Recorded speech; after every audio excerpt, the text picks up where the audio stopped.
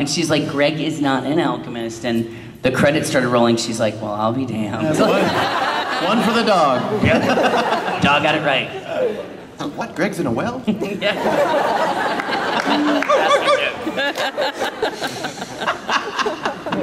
I'm gonna pick you because you have pink hair. Will Haruhi ever get to have fancy tuna?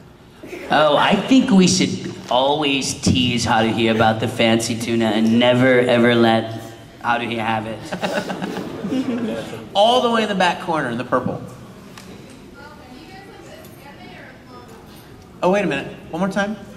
There's two Wait, purple. I'm sorry. Way back corner. I'm so sorry. Go ahead. Oh, the manga question. Okay. Do we like the anime or the manga first? Oh. Actually, I haven't read the manga. As the producer of the show, it's my job to kind of concentrate on what we can release and what the anime is going to be about. So I put all of my study forth into that. So I haven't read the manga.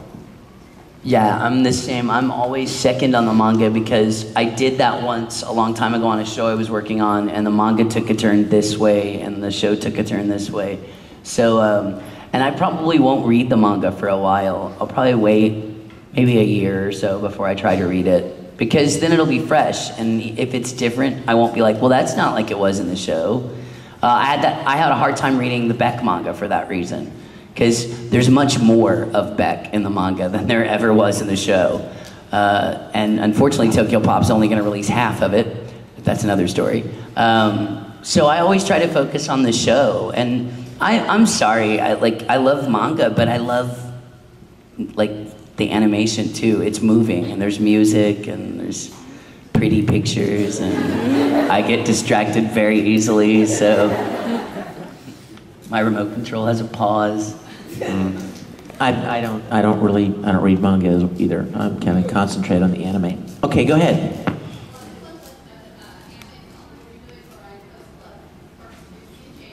Oh, awesome. Oh, so they now have just animeatthealamo.com. Very cool. Oh, wow. That's very Funimation of them. That's actually very organized and very nice.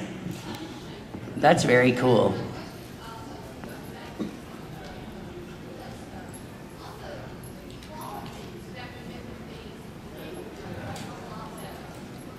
Oh yeah, I'm sure. Most definitely. The quality of legal video is a lot better. Yeah. Oh yeah.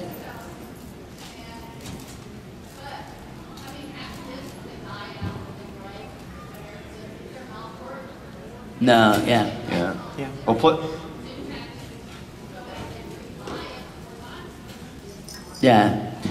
Plus, also over the past couple of years, Funimation has switched out some of their video department personnel and some of their equipment, because you used to go online and blah blah bit rate, blah blah blah, and now like 99.99% of that is fixed, and it's really good and stuff. now, especially now that Funimation is releasing Blu-ray discs as well, they're going back and doing some cleanup work to make it Blu-ray ready, and then that subsequent cleanup work will be on all of the DVD releases as well. Yeah. So expect the video quality on Funimation discs just to get better, because it's part of the migration to releasing Blu-ray material as well. I have to do a Blu-ray plug real quick because I forgot about that. If you haven't seen it yet, I directed the dub of a CG movie called Vic Mignogna, and it's on Blu-ray, and it looks awesome on Blu-ray. Yeah, it really does. Nice CG. Yeah. Whose turn is it? Let's say it's yours. I will choose the mysterious woman whose mouth I can't see.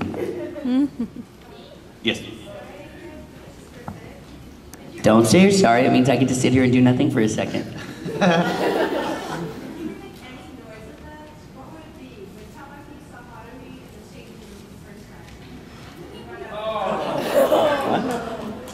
What? They're finding it very interesting. One more time for me. What?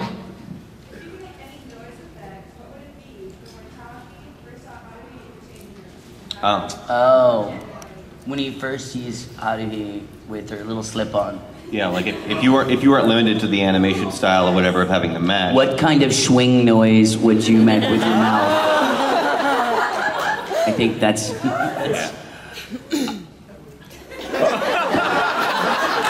I get these questions? I want to rest like Greg. It would definitely be just one of bewilderment, I think. I think it would probably be sort of a...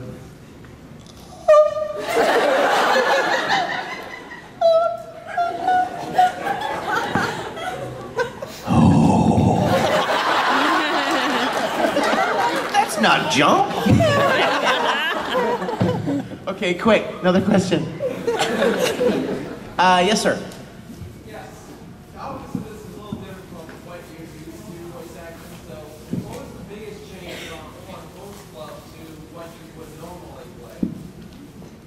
Like, do you feel you could cast against type or anything? Like, what, is that what you're asking? Like, what's a lot different about the role you have versus some of the other ones? Do you think there was something a lot different? You know what? I don't think this is really out of the ordinary from what we do, honestly. I mean, Vic and I have, and I know Mr. Mcfarland has, worked on several really weird, over-the-top comedies.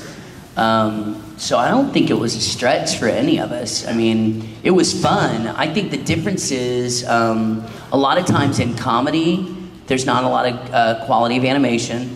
There's not as much thought to the story because it's comedy. I think a lot of times people think that's an easy way out, and comedy is actually harder to write than drama. Mm-hmm. But for us, I think it was, if anything, it was better because we had good materials to work with. But we definitely, all of us do weird comedy stuff all the time. Vic and I just finished Wallflower, for God's sakes. Oh, God. That is a crazy show. I'm sure it will come as a shock to you that my character is always in drag in that show. And people, you know, the funny thing, I always hear Ouran fans bagging on Wallflower because they're like, well, they just stole the whole flower thing from Ouran High School Hotel. It's not. The flower thing in Wallflower is Watanabe's send-up of all the Grateful Dead art and how spooky it all is. It has nothing to do with Ouran High School Host Club at all. It just happens to have pretty boys. They happen to be extremely effeminate, and that's about the only comparison. Yeah. Oh yeah, my turn. Right here. For Greg. When you did the voice of Nagima and Master made Nagima, that really British English voice, how did you prepare for that? You know, when the first time, we did it a long time ago. And my director, Colleen Klinkenbeard, at the time, we've had several directors on Negima. They originally were going back and forth as to whether they wanted a Welsh accent, which, thank God, word of the Lord, they did not choose a Welsh accent. Not that I have anything against a Welsh accent. It would have made dubbing that show extremely hard. But she told me, I want you to brush up on your British, accent. That being said, I watched a lot of movies with British children in them because anybody that spent any time in Britain or is a fan of British television or film, know British children speak very differently than British adults, extremely different. And so I watched, this is gonna make the Potterdom fans scream and squeal. I watched a lot of Harry Potter because there is a lot of regional dialects in there. I watched Oliver. There's great British children in that movie. Please, sir, may I have some more? And then the only next thing was I had no idea how high Colleen wanted my voice, which originally, and this is crazy, originally they electronically pitched me up, but when I went to record the second set of episodes, I didn't realize I was listening to the pitched up version and I started matching that. So by the end of the show, they weren't touching my voice electronically. On this entire second season, they don't apply a single effect to my voice. So I don't know how I stretched my voice to make that sound. But vocally to prepare for it, I don't know. I warm up like I would if I was singing, and I don't always do that. And I read billboards aloud in his voice, like when I used to drive up to Dallas, because it's a 5-hour drive to work. That's a long drive to work. But mainly the accent work was really easy. It was getting my voice squeaky. What was the hardest thing for you doing that show too? Was it saying all the magical elements?